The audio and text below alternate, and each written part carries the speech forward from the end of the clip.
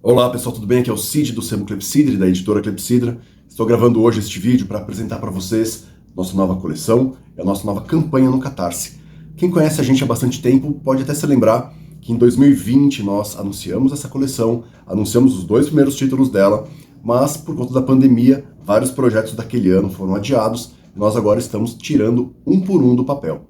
Então, basicamente, nós temos uma coleção dedicada a trazer descobertas, né, livros muito raros, ou então os livros mais importantes do romantismo byroniano no Brasil, ou seja, da geração mal do século, da segunda geração do ultrarromantismo brasileiro, que é onde nós vamos encontrar a aclimatação para a literatura brasileira do gótico, do macabro, do fatal, né, de todas as correntes pré-românticas e românticas que lidaram com as poéticas negativas, com o horror, com o gótico, né, com o sublime. E aqui então nós estamos trazendo inicialmente dois livros. Trata-se do Conde Lopo, né, que nunca foi reeditado de forma avulsa desde esta primeira edição dele, que saiu póstumamente em 1886. Né, um livro que foi escrito provavelmente em 1848, né, mas finalmente agora nós vamos trazê-lo de volta com uma infinidade de notas. É um livro do Álvares Azevedo, escrito quando ele tinha por volta de 17 ou 18 anos, e é um dos livros mais radicais dele,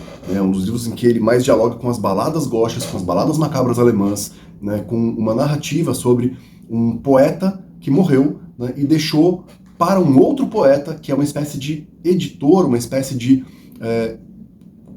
antologista ali, juntar tudo isso e apresentar pra gente. Então, é uma obra fragmentada, cheia de experimentalismos, com muito horror, com muito do fantasmagórico, com muito pesadelo, né? E uma história que vai trazer paralelos com grandes baladas macabras da Alemanha, do Birger, por exemplo, ou então do próprio Gregory Lewis, o autor do Monge. Né? Nós estamos muito ansiosos para trazer isso para vocês, e esse livro aqui vai trazer duas convidadas muito especiais. A Luciana Fátima, né, que escreveu vários livros sobre o Álvares Azevedo, né? Aqui eu tenho alguns deles. Ela fez o Ad Infinitum com o Arlindo Gonçalves, que trata também do Ian Curtis e do Álvares Azevedo, aqui no nosso selo da Clepsidra, né? E ela vai escrever o prefácio e boa parte das notas, eu vou escrever uma parte das notas também. E nós temos, para fazer o pós-fácil, a Dione Rosa, que escreveu esse livro aqui sobre a influência do gótico no Noite na Taverna. Então nós estamos muito bem acompanhados. Também podemos, com as metas estendidas, trazer até um ilustrador, que é o Elias Aquino, que é fora de série, um artista excepcional, que vai trazer sua colaboração para os livros. O outro livro é uma raridade, né? É uma descoberta, né? Se vocês procurarem, vocês não vão achar praticamente nada sobre ele. Eu estou falando do Contos Noturnos, do Barbosa Rodrigues, né? Que é um autor que publicou em 1864, né, um livro que ele escreveu quando ele tinha 19 anos. E a melhor forma de descrever esse livro, embora seja algo que soa mal, é que ele é uma cópia do Noite na Taverna. Mas, poxa, uma cópia, né? Que coisa chata, né?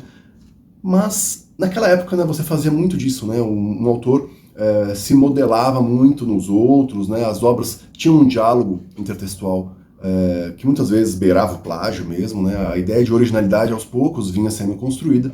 E ele faz esse livro como um estudo. Então, basicamente, ele faz uma espécie de Noite na Taverna, com uma estrutura muito similar, mas ampliado, né? São 12 narrativas ao todo.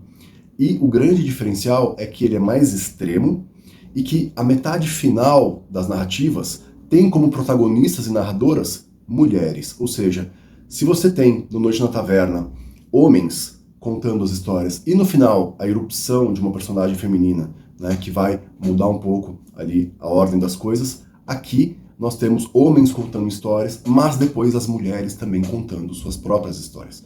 Ou seja, nós temos uma mudança de foco, né, que é bem interessante, especialmente para a época. Né? E é um livro que tem aí mais gatilhos do que eu seria capaz de listar, então é um livro que vai focar não digo a moralidade, talvez a imoralidade mesmo, na devassidão, né, no pecado, né, como se essa taverna fosse uma espécie de templo onde esses perdidos vão confessar os seus piores crimes ali, encorajados pelo álcool. Né? E eles acabam vivendo também as suas próprias histórias entre si, enquanto fazem isso. Né? Eu vou escrever o prefácio desse livro, né, e vou fazer também um trabalho de apresentação do byronismo, dessa vertente mais simposial, né, ou seja, das narrativas que se passam em tavernas, que se passam em bebedeiras, como narrativas moldura de histórias escabrosas, né, Vou trazer um pouquinho da minha pesquisa, né? Eu organizei em 2008 esse livro do Lord Byron, onde eu já tinha trazido aqui na Editora Saraiva algumas das ideias que eu levantei com a minha pesquisa sobre o byronismo brasileiro, né?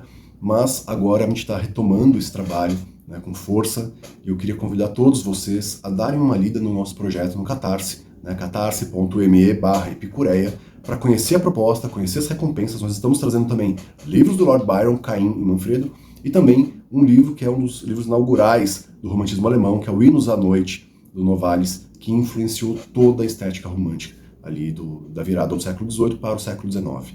Ele foi escrito no último ano do século XVIII.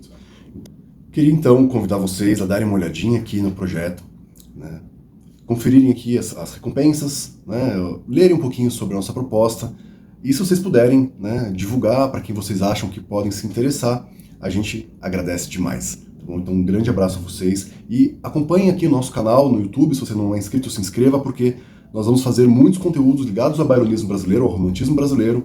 E se você se interessa por esse assunto, vai ter bastante coisa para você. Tá bom? Então um grande abraço e até a próxima.